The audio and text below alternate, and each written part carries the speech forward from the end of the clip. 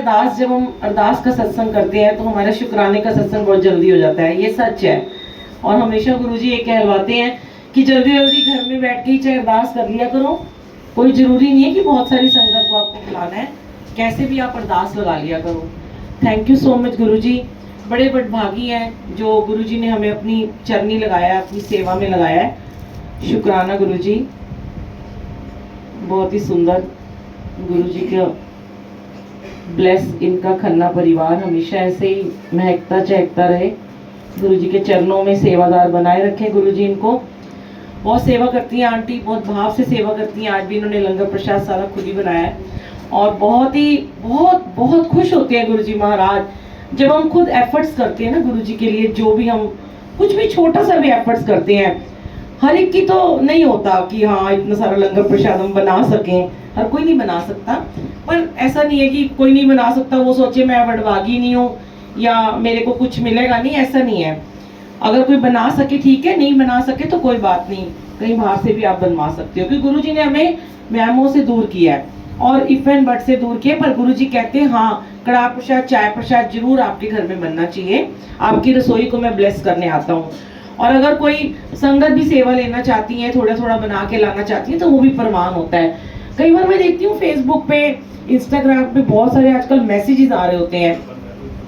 लोग जब मुझे पूछते हैं ये मैसेजेस कौन लिखता है, गुरुजी लिखते हैं। मैंने कहा भाई तुम्हारा दिमाग नहीं है क्या?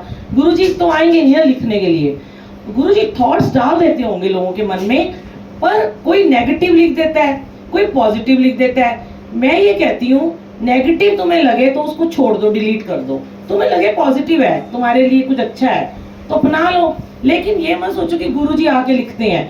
कुछ चीजें लोग बनी बनाई बातें भी अपने आप कर देते हैं। अभी जब हम नोएडा में थे तो वहाँ बहुत सत्संग होते हैं, अभी भी होते हैं, पहले भी होते थे।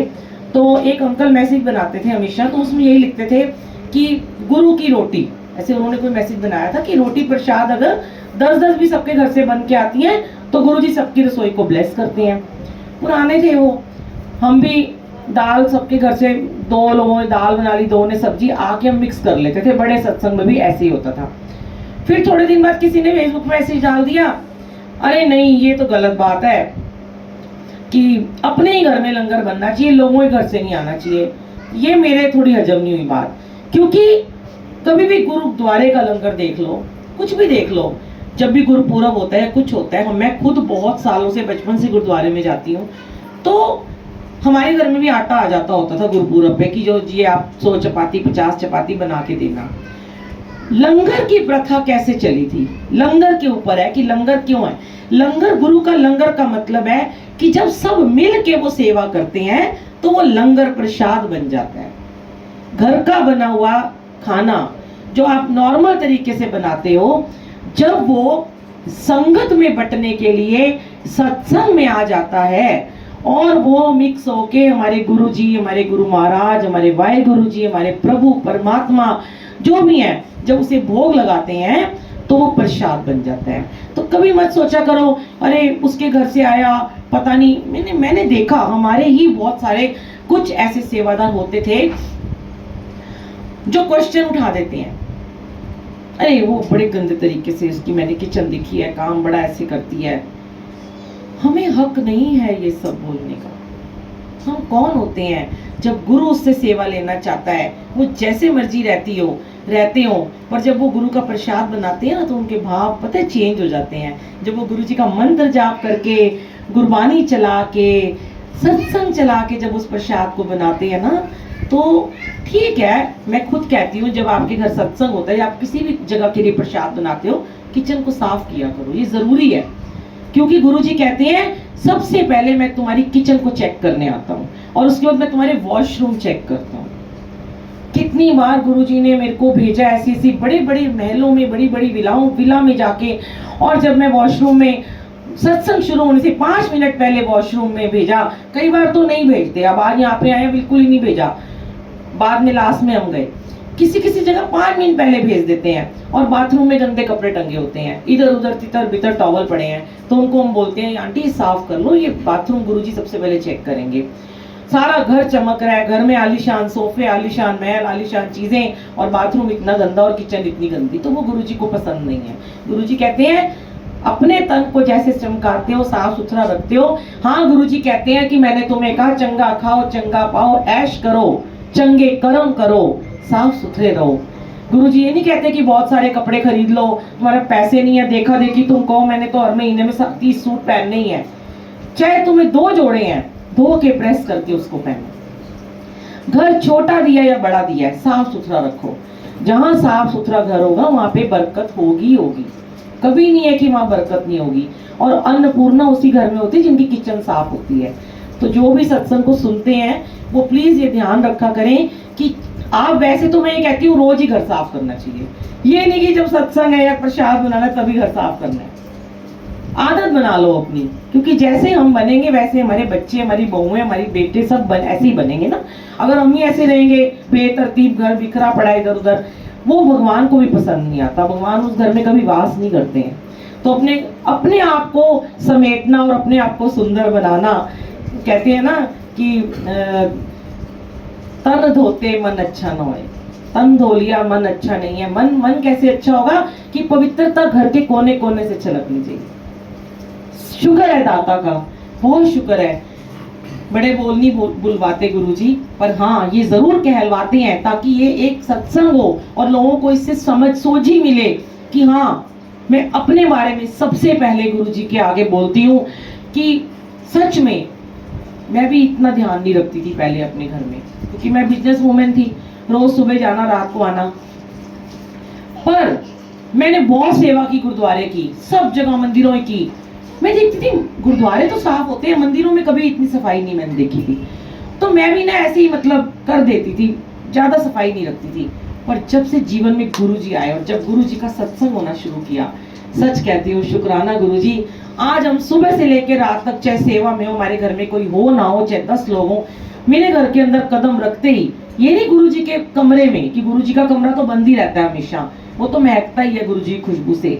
अंदर घुसते ही जब कोई लोग आते हैं ना, वो कहते हैं आपके घर से इतनी खुशबू आ रही है, बस तन मन ऐसे निहाल हो जाता है ना, लगता है ये दिया है मालिक ने, कि वाकई में अब घर को इतना साफ रखने का मन करता है, हाय गुरुजी पता नहीं कौन से कोने को आके चेक कर लेंगे और मेरे नंबर काट देंगे। तो अगर आपको गुरुजी की अदालत में, गुरुजी के स्कूल में, गुरुजी की क्लास में फुल मार्क्स चाहिए, तो सबसे पहले अपना घर साफ करना। और फिर आप, लोग कहते हैं ना, उपदेश दे देते हैं ये साफ कर लो, वो कर लो। पहले मैं भी ऐसे ही करती थी, बाहर जाके सत्संग में कहती थी तुम्हारा घर गंदा है, तुम्हारा घर गंदा है। मेरे अंकल ने एक दिन मुझे कह दिया तू अपना घर साफ रखती है। फिर आई अक्कल, ये पहले अपना आप साफ करो, फिर दूसरों को ज्ञान देने जाओ। तो जिस दिन से खुद को सफाई रखना शुरू किया ना, फिर उस दिन से गुरुजी ने मोहर लगा दी कि सही बोल रही है अब ये बंदी। फिर सुनना शुरू कर दिया लोगों ने। आप जब तक जो काम नहीं करोगे ना, लोग नहीं करेंगे। पहले आप टीचर को पहले करना पड़ता है। अब मैं बोलूं तुम मंत्र जाप करो, तुम 24 घंटे जपते रहो, काम भी करते रहो, सिमरन भी करते रहो, थोड़ा अमृत वेला भी कर लो, सुबह उठ के भगवान का नाम भी ले लो, किचन में काम करते मंत्र जाप कर लो, गाड़ी चलाते मंत्र जाप कर लो। वो पहले हमें करना पड़ता है। हम, कई लोग मुझे बोल देते हैं आंटी आप बोलते हो ना, लोग मान जाते हैं, हम बोलते हैं हमारी कोई सुनता ही नहीं। मैं उनको एक ही बात कहती हूँ, पहले बताओ तुम करते हो? चुप हो जाते हैं। जब हमने करना शुरू किया ना, तब लोगों ने मानना शुरू किया। वो तब तक नहीं मानेंगे जब तक आप वो काम नहीं करोगे। कहते हैं माँ बाप, अगर पहले भी शेयर कराया था गुरुजी ने, पेरेंट्स अपने बच्चों को बोल देते हैं क्या तू रात के 1-1, 2-2 बजे तक फोन लेके बैठा रहता है?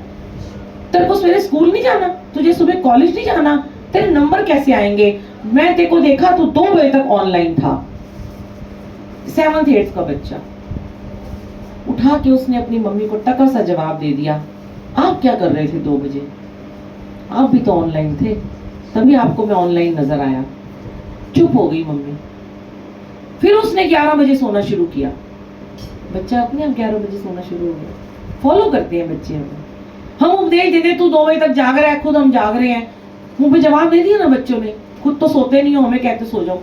तो खुद 10 बजे 11 बजे जब सो जाएंगे ना, बच्चों को वही आदत पड़ेगी।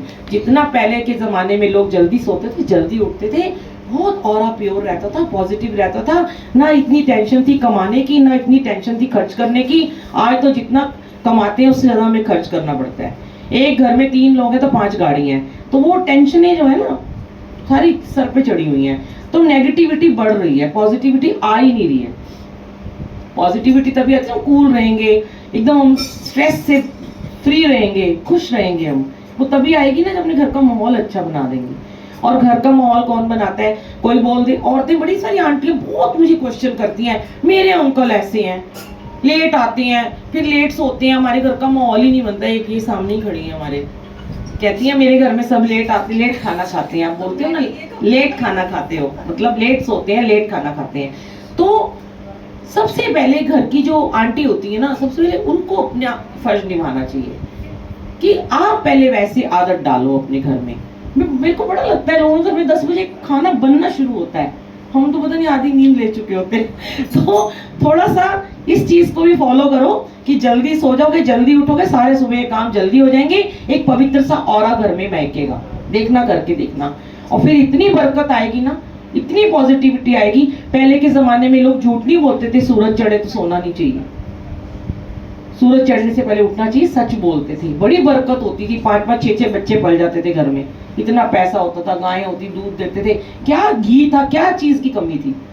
आज कुछ है ही नहीं है, रोते ही रहते हैं।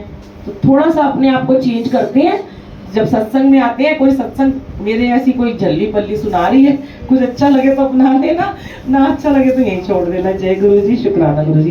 पता नहीं आज गुरु जी ने ये क्यों कहलवाया है, सोचा तो कुछ और था आप क्या बोलने के लिए। मालिक की मर्जी होती है क्या शेयर करना है, हो सकता है किसी को आंसर मिलना हो, जो सोचा था है ना। अब जो सोचा अब लंबा हो जाएगा, देर होगी बड़ी फिर कभी। जय गुरु जी। वो हाँ